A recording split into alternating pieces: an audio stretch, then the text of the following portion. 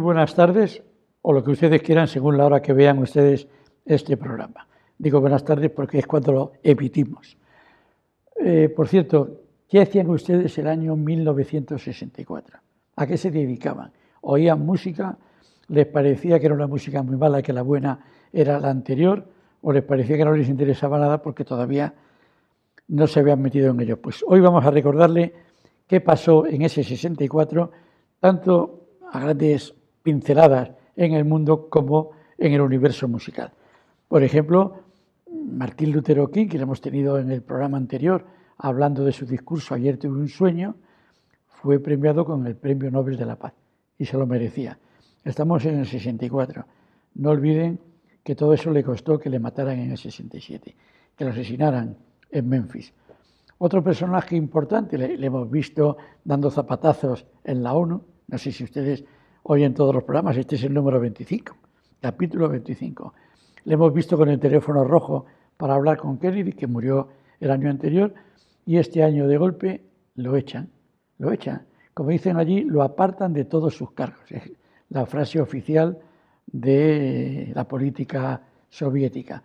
Le apartan, no le encuentran bien y empiezan grandes cambios que llegarán a lo que vivimos en nuestros días. Pero fue el año en que Khrushchev, que fue el primero que se atrevió a decir que Stalin había sido un asesino y que había hecho muchísimo mal a sus propios habitantes, a los habitantes de su país. Y otra cosa curiosa de este año, nace comisiones obreras. ¿Qué es eso? Pues les voy a decir una cosa, en España estaban absolutamente prohibidos los sindicatos que no fueran sindicatos oficiales. Se llamaban sindicatos verticales y en el mismo sitio estaban los obreros y los dueños. Por lo tanto, era difícil negociar porque unos tenían unos intereses y otros tenían otros. Y entonces los obreros más concienciados se inventaron lo de comisiones, porque eso de comisiones, primero ven en la pancarta que se ve ahí, las comisiones de solidaridad. Al ejecutivo de la época no le parecía malo. Estaba prohibido hacer un sindicato, pero prohibido hacer una comisión no. Entonces inventaron lo de comisiones obreras, que en realidad era un sindicato de clase, era un sindicato obrero y lo sigue siendo, como saben ustedes, y se lo colaron y se hablaba con normalidad de las comisiones obreras. Eso era un poco la vida en esos años, la vida política en esos años. La vida musical estaba marcada por esto, por los Beatles. No por ellos solos, sino que el empuje de los Beatles en todo el mundo anuló prácticamente la música de los demás países. Hubo artistas importantísimos, yo hablo de Elvis Presley, que decidieron retirarse. Y en Estados Unidos se quedaron sin posibilidades de competir con ellos. La foto de la derecha es su actuación en el show de Sullivan, que es el de en medio. Se nota enseguida por no tener el pelo igual que los demás. Ese era el gran show americano y fue el programa más visto todavía de la historia de la televisión norteamericana. Ese show, más que el deporte. La presentación, ya en el año 64, en enero del 64, de los Beatles que encabezaron esa invasión británica. Ya les dije también de dónde venía Yeye, del She Loves You, Yeye, y entonces las compañías de discos empezaron a lanzar una colección de chicas yeyes. No de la canción, eso viene después, sino chicas a las que llamaban yeyes porque era lo que estaba de moda, sobre todo en Francia, con Sylvie Vartan, con Sheila, Gelu, granadina, Angeline se llamaba Gelu, fue una de las primeras. ¿Quién más tenemos? Vamos a ir pasando fotos, y sobre todo esta es Karina, eran las dos grandes competidoras, muy jovencitas, muy aniñadas a la forma de cantar y muy chicas yeyes, que era lo que funcionaba entonces. Voy a ponerles algunas menos conocidas ahora, pero importantes. Silvana Velasco, madrileña, fue muy importante en su momento. Y la que viene ahora es sorpresa. Quieta la foto. Lorella. ¿Alguien la recuerda? Pues todos los que están en el estudio me dicen que no. ¿La reconocen? Me dicen que no, que quién es esa señora. Bueno, Lorella es el nombre que le pusieron en la compañía RCA Víctor para su primer disco como Chica Yeye a una cantante y compositora prodigiosa que de verdad se llama María Dolores Ortiz. ¿Sí? ¿Han oído hablar de ella? Sí, ¿verdad? Bueno, pues este es su primer disco. Dentro de 2 o 3 años la veríamos ya cantando con sus canciones, cantando como lo que a ella le gustaba y no lo que le impusieron, ni con ese aspecto que no le iba absolutamente nada. Más cosas, y muy importante, esta es muy importante, el enfrentamiento, el encontronazo entre los silbadores y la Sociedad General de Autores y Editores. ¿Qué sucedía? La Sociedad General de Autores y Editores cobraba a las radios, a las orquestas, a las discotecas, a las televisiones, una cantidad por todas las canciones que sonaban. Y con esas canciones apuntaban quiénes eran los autores y les pagaban su parte correspondiente. Pero si los autores eran gente como este chico, Joan Manuel Serrat, desprovisto de todo talento, o creo que tenemos por ahí como ejemplo a Víctor Manuel, también desprovisto de todo talento, no le pagaban lo que les correspondía sino la mitad, porque no les daban el título de compositores, porque no habían estudiado en el conservatorio, les llamaban silbadores. Hasta que un día los famosos silbadores eran los que más dinero producían, porque he citado a estos dos, pero estaba Aute, estaban toda la gente joven que hacía música, estaba considerada silbador. ¿Qué hicieron? Amenazaron con que se iban de la sociedad de autores, se apuntaban a la sociedad francesa, que les aceptaba, la sociedad francesa cobraba y le pagaba todo a ellos y se quedaba con la parte que en la actualidad se estaban quedando lo que era la Sociedad General de Autores de España. Eso hizo que la Sociedad General de Autores quitara la categoría de silbadores y le diera todos sus derechos, con toda razón, porque el talento, quienes lo ponían, eran estos compositores. Y hablo de Fernando Arbés, y hablo de Juan Pardo, hablo de todos, de Herrero y Armenteros, que hablamos la semana anterior. Por cierto, les había dicho hace 2 años, en el 62, en el programa 23, que habían empezado los festivales del Price. Pues este año, el año 64, se terminan los festivales del Price porque la autoridad dice que qué hacen esos chicos que van por la mañana y se reúnen. Me acuerdo de un reportaje, una nota del periódico Pueblo, ¿de dónde salen? ¿Son trabajadores? No. ¿Son estudiantes? No. ¿Y qué les hace reunirse? Yo siempre digo, por experiencia propia, que la policía de la época, lo llamaban los grises, cuando querían disolver un grupo, no decían váyanse, márchense de aquí, salgan, decían disuélvanse, era la palabra clave. Entonces, tener a 2000 jóvenes juntos cantando y velando lo que hacían otros jóvenes les parecía peligroso y los disolvieron y la autoridad lo prohibió y desapareció uno de los mejores métodos de promoción que tuvo la música juvenil, la música pop española en esos años. Y hablando de aventuras, le digo, mucha gente joven no sabrá quién es este señor, se creerá que es Muhammad Ali, pero ese año, el año 64, que quedó campeón del mundo, todavía se llamaba Cassius Clay, no se había convertido al Islam, no se había cambiado de nombre. Pues ahí le tienen, pero vamos a entrar en música, que es lo que nos ha traído aquí. El año 64, la música juvenil española se profesionaliza, es decir, la gente empieza a querer vivir y puede de su música, no como una cosa de fin de semana mientras estudia o trabaja. Y los primeros que lo hacen son los Brincos. Ojo, lo habían hecho antes el dúo dinámico. Pero el dúo era solo un dúo, esto era un grupo. Los Brincos salen de los Pequeñiques, salen de los Vándalos, de los Teleco, de los Estudiantes, y se reúne Junior, se reúne Juan Pardo, Fernando Arbés y Manolo, el menos famoso de origen del grupo.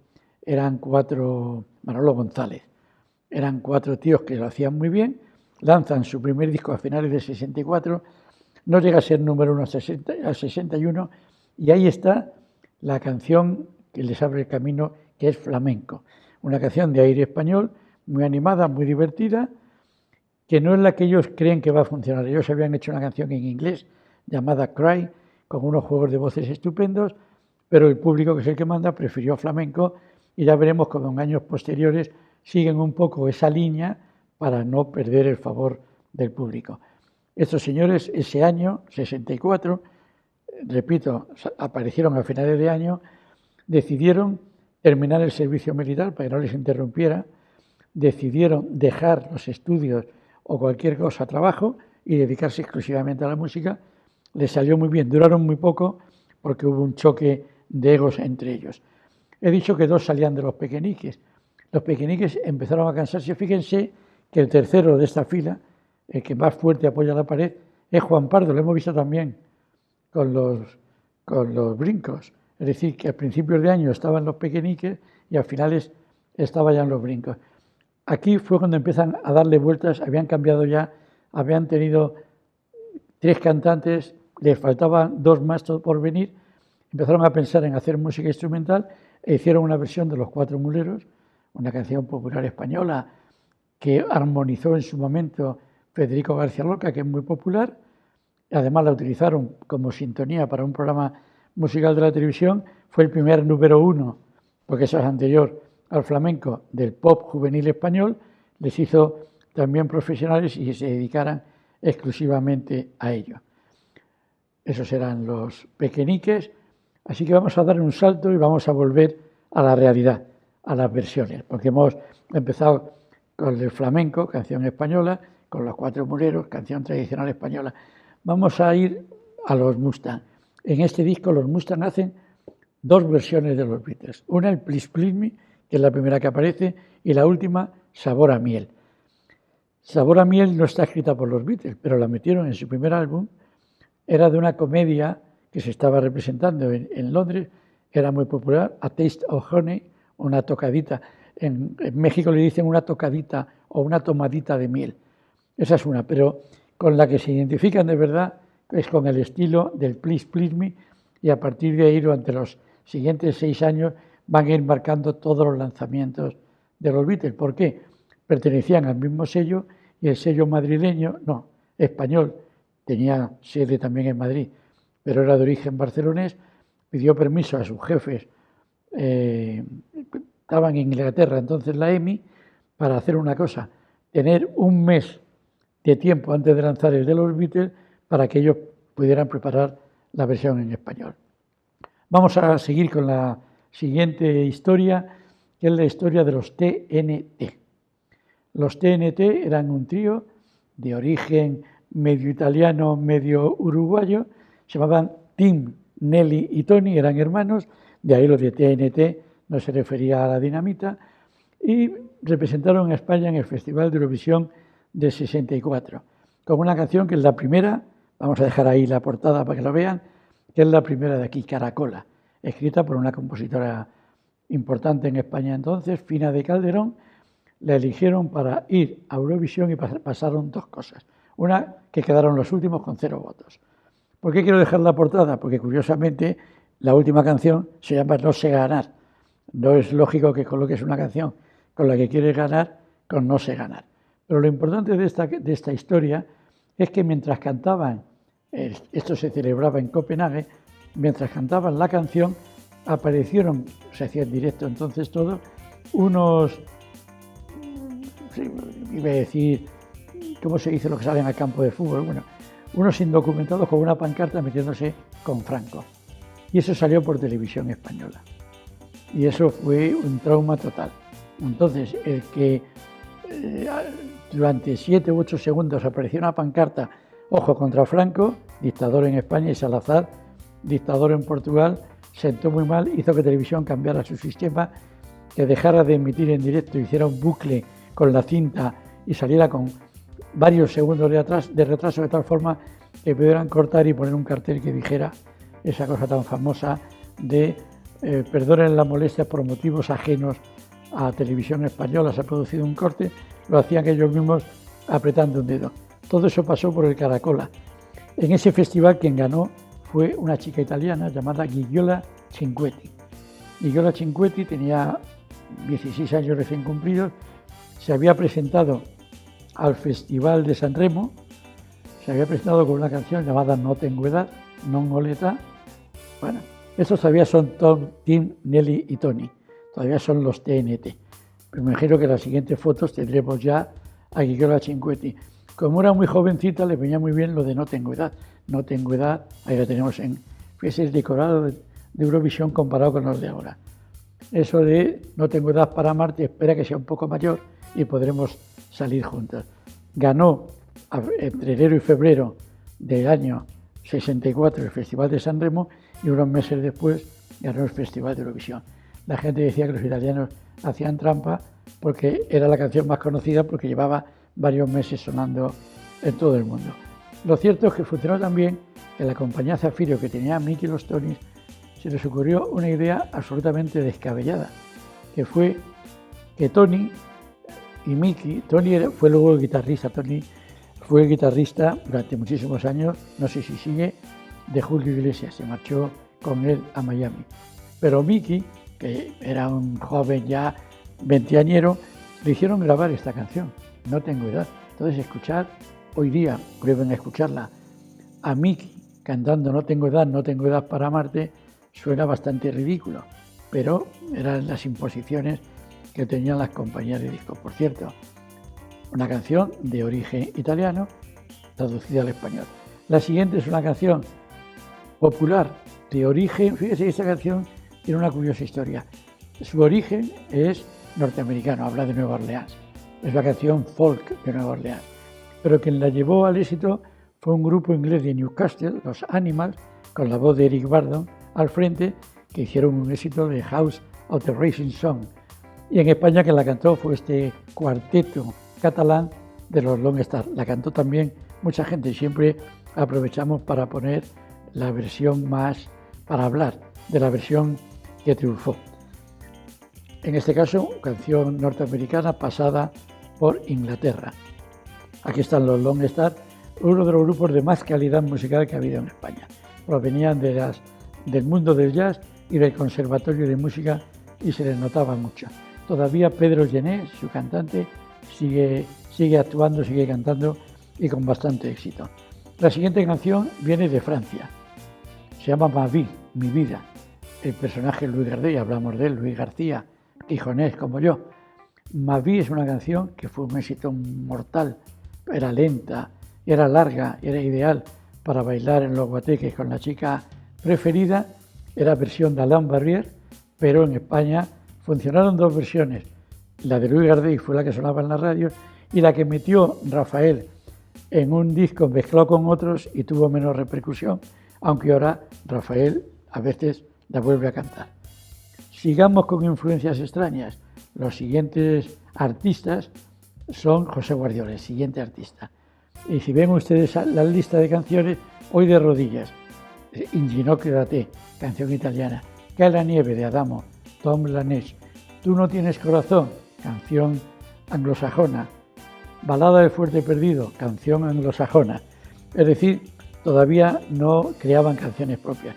Él tuvo mucho éxito con Hoy de rodillas, que es una de las primeras canciones de eso que llaman canciones de infidelidad italianas, de chicos que le piden a la chica que les perdone, que se han acostado con su hermana, con su novia, con la amiga, pero que hoy te lo pido de rodillas, In ginocchio da te, que decía la versión original de Gianni Morandi. Y vamos a seguir porque verán ustedes que no nos libramos de las influencias. Ya lo saben ustedes que es José Guardiola. No podemos confundirle con Mickey ni con Lone Star. Lo siguiente va a ser Lita Torelló, una cantante catalana que tuvo mucho éxito e hizo la versión de una canción que se llama La más bella del baile. La chica más guapa del baile, hablan de ella, la alaban y tal. ¿De dónde sale esta canción?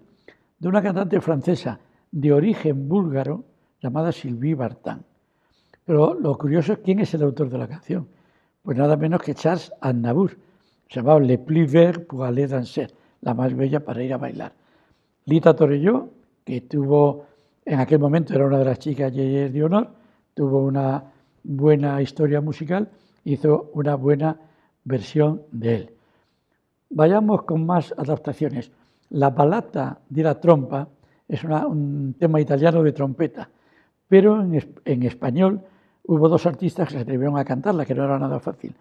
Uno, Los Cinco Latinos, la balada de la trompeta, con la particularidad de cuando llega el trozo de solo de trompeta, que es muy curioso, cuando llega ese trozo que sale solo la trompeta, en el disco de Los Cinco Latinos suena solo la trompeta. Sin embargo, en la versión de Rafael se atreve a cantar a dúo con la trompeta, un tono altísimo, con lo cual, digamos que es más espectacular y de mayor mérito de la de Rafael. Pero las dos triunfaron totalmente. Volvemos, influencia italiana. ¿Con qué vamos ahora? con otra gran canción italiana. El Sapore di Sale es una canción de Gino Paoli con arreglo, óiganlo en internet, con arreglo de Ennio Morricone, antes de triunfar con sus películas, que en España también cantó muchísima gente, el Sapore di Sale, Sapore di Mare, Sapore di Te, la versión que sonaba.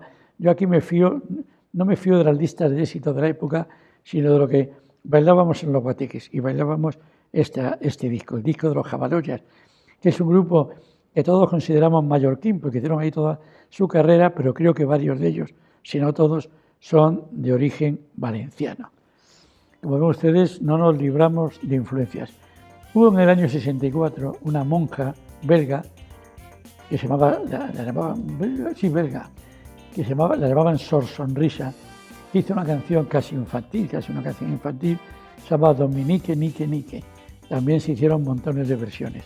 Los sonos que ven ustedes ahí, donde está uno de los componentes luego de los Bravos, dos componentes de los Bravos, un batería de Pequeñiques, hicieron una versión, pero como en esa época ya no tenían cantante, es solamente instrumental y está muy bien hecha y también sonó mucho en las radios de la época y lógicamente en los guateques.